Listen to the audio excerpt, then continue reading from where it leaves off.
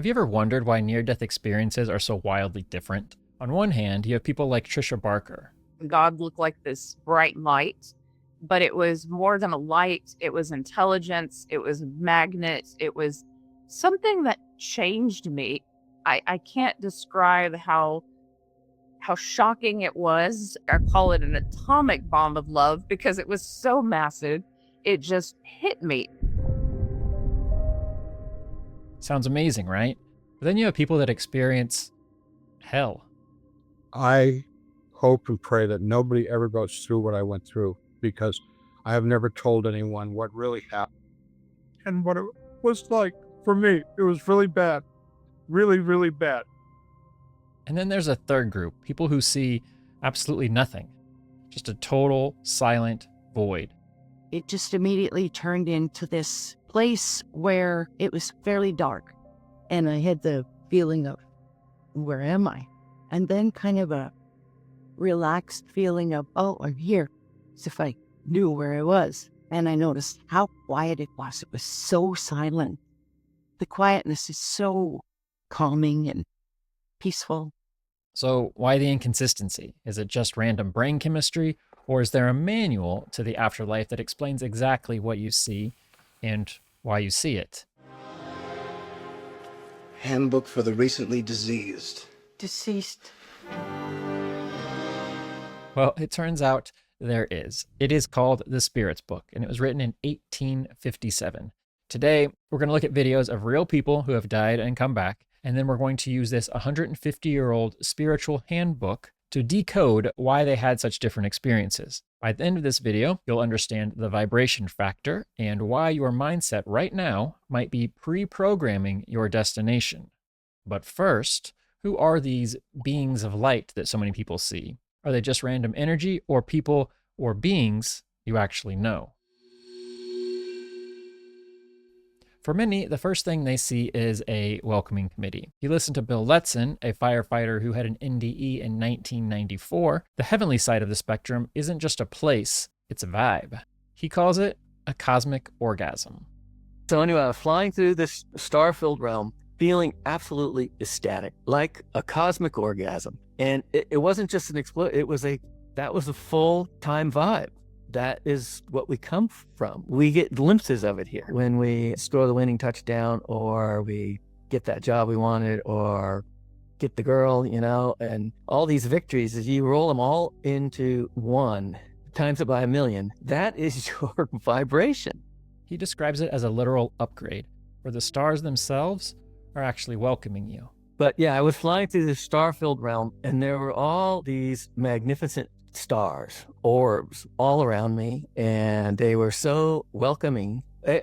All I felt was everything a human ever wants to feel. Just acceptance and love and joy and being held. This thing we call death, we've got it completely backwards. It is a beautiful thing. It is a 10,000,000% upgrade instantly. Brooke Grove describes a similar feeling, like you're returning to a place you've been 1,000 times before. The first experience upon getting into that space was meeting what I deem my guardian angels, which you just feel like you're home and you know it. It doesn't need to be said. You just know where you are, and you know that this is a place you've been many times, but you're happy to be back. So who are these beings? The Spirit's Book explains that it's usually a mix of the people we loved on Earth and our dedicated spirit guides. Does a spirit meet loved ones who died before it? Yes, if they cared about each other. Loved ones often come to welcome the spirit as it returns to the spirit world, and may even help it separate from the body. The spirit might also see people it lost contact with while it was alive, and can visit those who are still living or in the spirit world. It's not just a greeting, it's a celebration. They treat your arrival like a homecoming. Do our family and friends come to meet us when we die?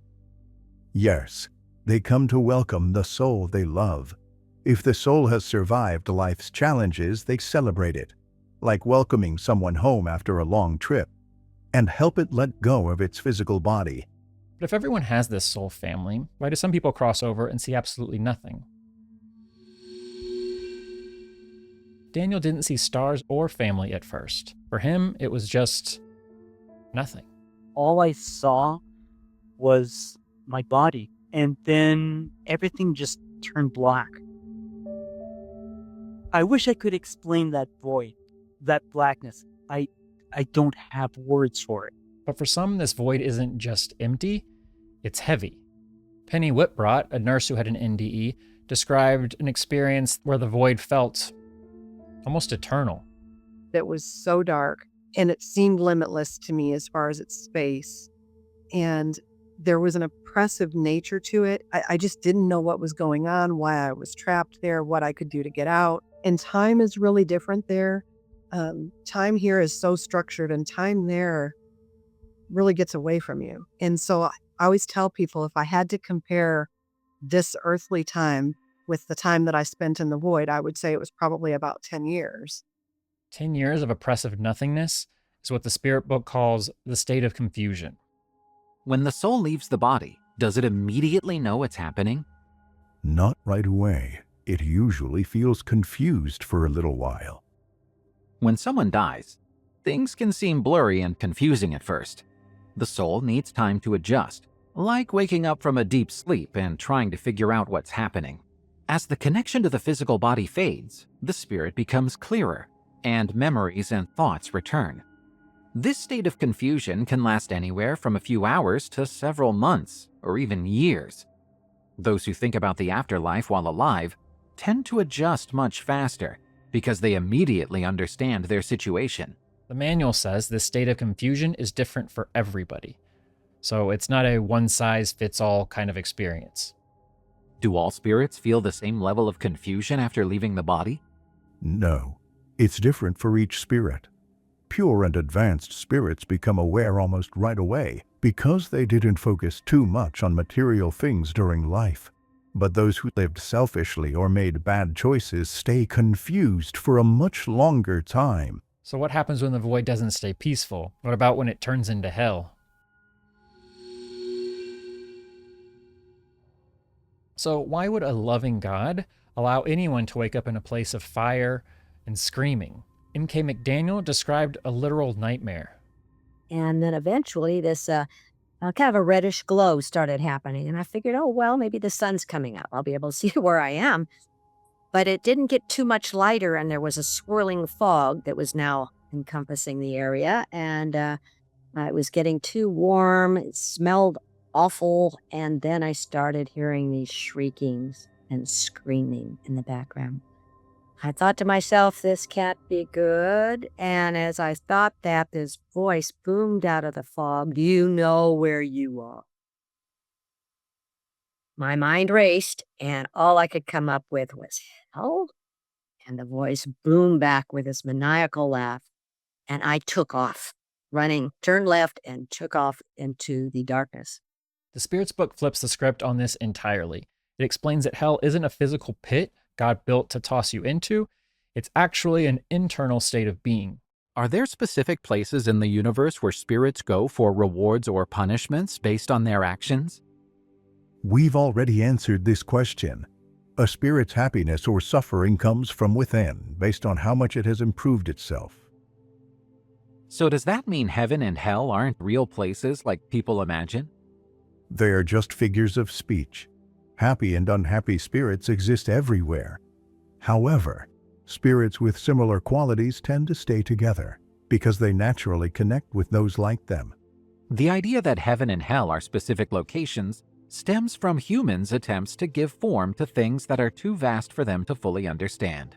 But why does it feel so bad? Why the torment? It turns out a lot of it comes from being stuck to the world you just left. Howard Storm, a former atheist who had a terrifying NDE in 1985, realized that his entire life was tuned to the wrong frequency because he was obsessed with earthly status. I thought my life was about being the most famous, wealthiest, important, powerful person that I could possibly be. I mean, I wanted it all. If you'd met me as Howard Storm, Professor Howard Storm, you know, get you to admire me and be a fan, you know? All you would be to me is someone to support my ego. I got the point. It was real simple. We were here. We were supposed to love each other, and I completely missed it. When you spend your whole life chasing things, money, power, fame, your spirit becomes heavy. You're essentially glued to the material world. The Spirit's book explains that this attachment is exactly what causes the pain after death. When someone dies, the physical body is destroyed, but the spirit body remains and slowly separates from it. This process doesn't happen the same way for everyone. For some, it's very fast, and the spirit is free shortly after death. For others, especially those who were focused on material things or physical pleasures during life, it can take much longer, sometimes days, weeks, or even months. This doesn't mean the body is still alive or could come back to life. It just means the connection between the spirit and the body lingers for a while. The stronger the spirit's attachment to material things, the harder and more painful it can be to separate. On the other hand, people who lived with elevated thoughts and focused on intellectual and moral pursuits often experience a much quicker and easier separation when they pass away. Can the soul leave the body before the body completely dies? Yes. Sometimes the soul has already left during the final moments of life. The body might still show faint signs of life, like breathing or a heartbeat, but the person is no longer aware of anything because the soul is gone. The body is like a machine that keeps running as long as the heart pumps blood, and the heart doesn't need the soul to do that. Does the soul ever feel excited or eager to see the world it's about to return to when someone is dying? Yes. The soul often senses it's being freed from the body and tries to fully break those ties. Once it's partially free, it can begin to glimpse the spirit world and experience a taste of what's to come. And here's the truly chilling part. Part of the suffering in these places is being surrounded by souls just like yours. And the only thing that makes hell bad is the people there. God doesn't make hell bad. If they were nicer to each other, it'd be a lot more pleasant down there than it is. I did my own life review, and what I concluded was that, I know this sounds funny, but I graded myself after I went through my life, and I realized that I was basically F and D's in every department. My relationship with my father, my mother, my sisters, my students, my friends, my wife, my kids. I just gave myself F and D's up and down the line. And I felt real bad. I realized that I belonged in the place that I was, and that I was stuck there, and nothing was ever going to change it, and that the only way that I could have any kind of an existence in that place was to somehow pull myself together and to become more vicious than they were. In other words, before you got a chance to bite me in the neck, I'll rip your head off. That would be our greeting. You know, you go for my neck and I rip your head off. And I thought, I'd rather not exist than live like that, because I'd rather not be than be one of them. This sounds brutal, but the Spirit's book explains that this is simply the law of attraction. Like attracts like. You are drawn to who you are similar to. Spirits naturally avoid or approach one another based on whether their feelings and values align, much like people on Earth. The spirit world is like a reflection of your world, where those with similar attitudes or goals group together. For good spirits, this reunion is a gift.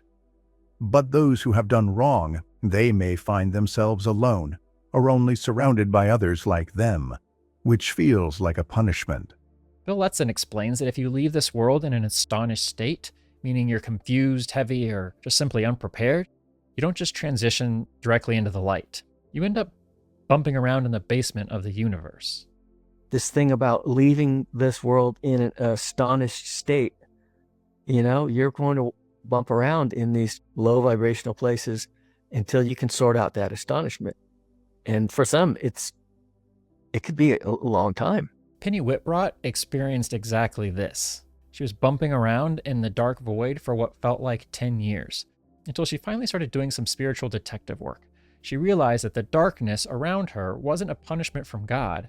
It was a construction of her own making. And that kind of went back and forth for a long time. And then finally, I started doing some introspection and saying, you know, is there something that I need to understand or learn before I can leave here, or realize that, you know, maybe I did live that life and there's something maybe it's me. Maybe I'm why I'm stuck here.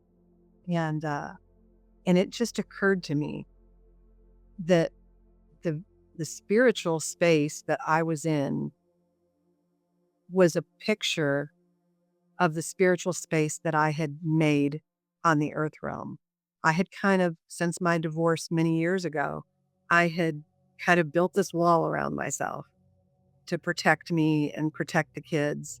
And, you know, a wall's great to protect you, but it also keeps people out and it keeps you in.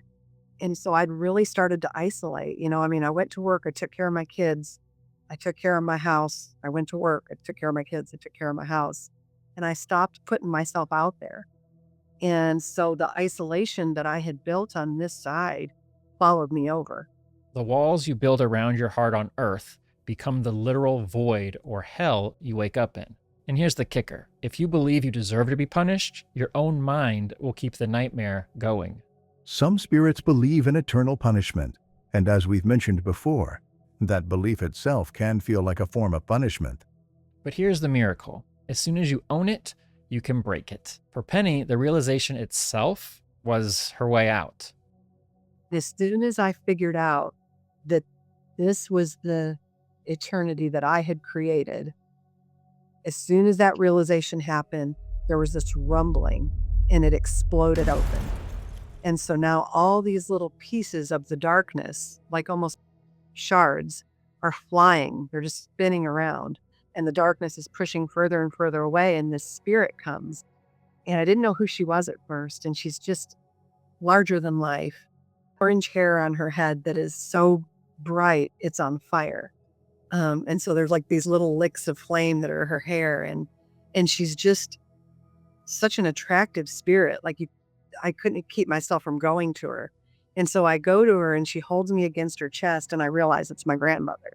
M.K. McDaniel also realized later that her own mental programming was what kept her trapped in that state. My next question was going to be, are you afraid of death? So, no? No, for a long time I was, because I thought, shoot, I might, flop back into purgatory again, because I still was believing that I deserved it. And good news, it's not forever. Bill Letson actually talked about this. One woman was in a coma for weeks, and at one point she sorted it out and she started singing a spiritual song that she sang in church, and she popped right out of hell. and she said that most of the time she had no idea she was dead. And M.K. McDaniel lived that exact moment. Watch how she used a simple Christmas carol to shadow the nightmare and to shift her vibration instantly. I said to her, I've been here a long time. I've been through a lot. Why does it seem particularly depressing right now? Am I just getting tired? And she says, oh, no. It's Christmas on earth. That's always the worst day in hell. I thought, hell? That can't be. I mean, I was just frazzled and I thought, I got angry. And I just said, Christmas, huh? And I started singing a Christmas carol. I love Away in a Manger. I thought that'll tick her off. So I started her, Away in a Manger. And she turned around and she said, shut up. And a couple of the other ladies got a smile on their face. And he said, no crib for his bed. She said, I mean it. You're going to be sorry. And then we said, the little Lord. And she shrieked and jumped at me. And I closed my eyes. And I opened my eyes as this bright light came up. But this time, it was blissful. It was joyful. It was full of love. It was an incredible feeling that you don't ever feel on earth. Even if everything, the best things that ever happened to you were all rolled into one, they would pale by comparison. As soon as you shift your focus from fear and material attachment to love, the environment has to change. The exit door is always there. You just have to stop believing you're supposed to be in the dark. This is why the manual emphasizes the importance of your mental and moral state before the transition. It's not about being religious. It's about the weight of your own actions on your soul. Does knowing about Spiritism make the confusion after death shorter? Yes, it helps a lot because the spirit already understands what to expect. But doing good and having a clear conscience makes the biggest difference. If we truly are powerful spirits, why do we sign up for a life that can sometimes feel like a nightmare? There's divine purpose behind our earth time. The purpose to earth is a classroom, and it never was a courtroom, no matter what religion teaches you. It's always been a classroom. In fact, most of the universe refers to earth as Earth School, and it's one of the hardest schools there is because there is so much resistance, so much hardship here. But it's also one of the schools where you can gain the most. You live a lot harder life here, but you gain so much more than you do in other schools. Earth is rough. It's hard here. And we take it on and we take these suits, some of them were disabled and, learning disabilities and abuse and starvation and all the things, just trying to make the rent every month. We're all beautiful, magnificent souls that have taken on a role for whatever their spiritual reasoning, for their purpose, for their mission. But if this is a mission, how much control do we actually have over the plan? Natalie Sudman, who was working in Iraq when an IED hit her vehicle, describes the behind the scenes of how we end up in these difficult situations. People talk a lot about contracts. We come into this lifetime with a contract. It's so authoritarian. It's so goal-oriented, and it sounds like it's got a schedule, and I just don't perceive it that way. It's much more free-flowing, and it's much more voluntary. It's much more fun. She actually saw the organization of energy of the explosion that ended her life and was actively involved in selecting the details of her human injuries. Could see the scene of the truck, the blown-up truck below me. And I could see the truck, and I could see the four of us in the truck. But I could also see all this as an organization of energy. I could see the energy itself. I was with two other beings, one of whom was like an old friend of mine. So what we were doing here is I was choosing my injuries. So I would kind of do the equivalent of waving my hand, and I would set some injuries in my body. I would cut off my hand and put a big hole in my head. And as soon as I did that, we could see the whole kind of trajectory of the life I would lead with those injuries. From that perspective, it was hilarious to us. We were laughing. It was like, oh, yeah, look at her trying to write with her left hand. That's hilarious. From that perspective, it was very funny. Of course, once we're back in the body, it's not that funny. So we were trying different things. Finally, I'm like, okay, I got to just pick them. And I just set the injuries that I felt would help me do the things that I had agreed to do. Natalie realized that in the spirit world, we are the ones in charge. In my whole experience, there was never anything or anyone dictating anything to me. It was very clear to me that we are the agents. We are the authorities in our own experiences and our own lives. We're actually much, much bigger than we think we are. But does everyone get this much authority? Does every spirit get to walk into the afterlife and call the shots? According to the manual, it depends on how mature your spirit is. At first, God helps guide the spirit, like parents guide a young child. As the spirit grows and develops free will, God gradually lets it make its own decisions. However, if a spirit is too stubborn or impure to choose wisely, God might decide on a life for the spirit that will help it grow, improve, and make amends for its past actions. So once we are mature enough, we start taking on the heavy stuff ourselves.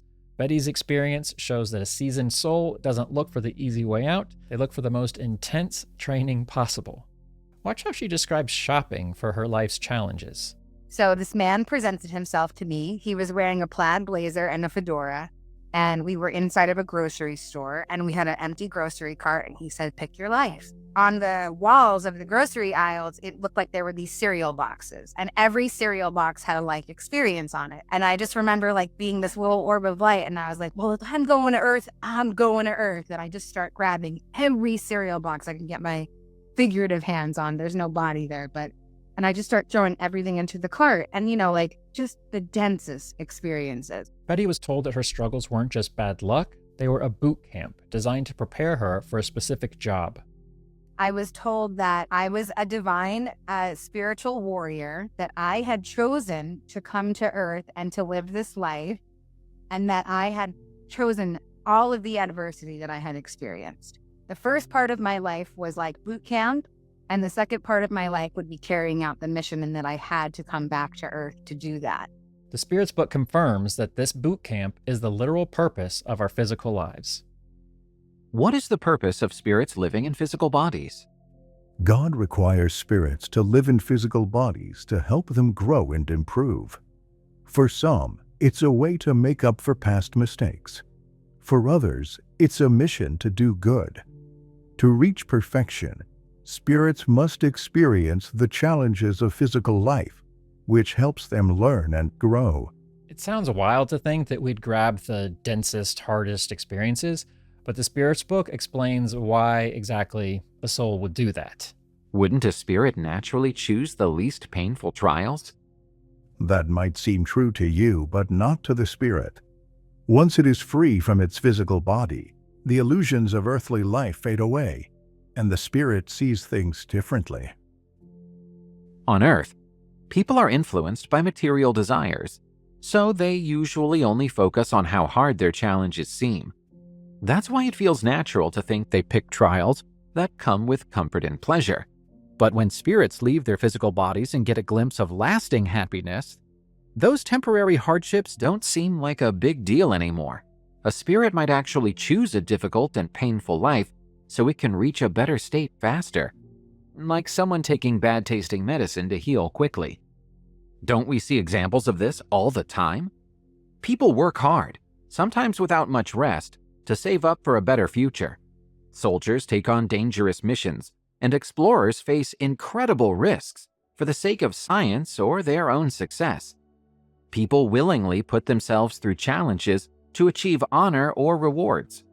For example, students take difficult exams to advance in their careers, and no one gets to a high position in science, art, or business without first undergoing smaller, challenging steps. Life on Earth is like a smaller version of the spirit world. If we often choose hard challenges to grow and succeed here, why wouldn't a spirit who can see even further into the future choose a tough life on Earth if it means reaching eternal happiness? Some people might say, if I could choose my life, I'd be a prince or a millionaire. But that's like a short-sighted person only focusing on what's right in front of them. Or like little kids saying they want to be bakers or candy makers because they love sweets. Spirits, however, think long-term and understand that hard work now leads to much greater rewards later. Imagine hikers walking through a valley covered in thick fog. They can't see how far they've come or how far they still need to go. But when they climb to the top of a mountain, everything becomes clear.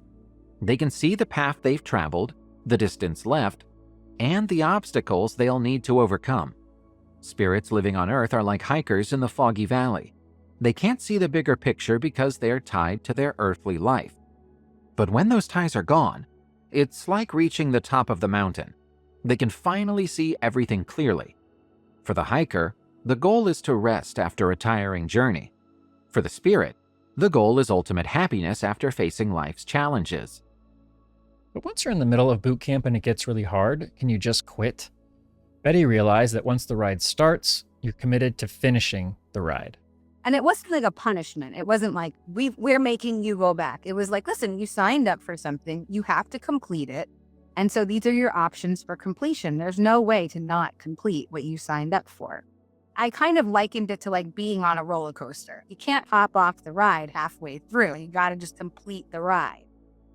You were a divine co-creator of your experience. Things aren't happening to you, they're happening for you. But if we're all warriors on a mission, why is it so easy to forget who we really are? Why do we have to start every life with a total memory wipe? And what happens to the soul that tries to hop off the roller coaster before the ride is over? The Spirit's book says there's a very specific reason that we are kept in the dark. Humans aren't meant to know everything. God made it this way. If we remembered everything, it would be overwhelming, like stepping from complete darkness into bright light. Forgetting the past helps us focus on who we are in the present. The amnesia is what makes the experience real enough for your soul to actually be tested. What happens if the boot camp gets too hard and someone tries to leave early? What happens next depends on their situation. Some face the results of their actions right away, while others may have to live another life that's even harder than the one they cut short. Basically, it's like failing a grade. You don't go to hell, but you eventually have to come back and face the exact same tests you were trying to avoid. Basically, you have to take your final exams, either in this life or in another life. Honestly, we've only just opened the first few pages of the manual. If you want the full owner's manual for your soul with clear, logical answers to the big questions near-death experiencers are only just beginning to uncover, you really have to read the Spirits book for yourself. It is quite literally a handbook for your soul. Check out the link in the video description. Thanks for watching, stay in your mission, and I will see you in the next video. Stay curious. Bye-bye.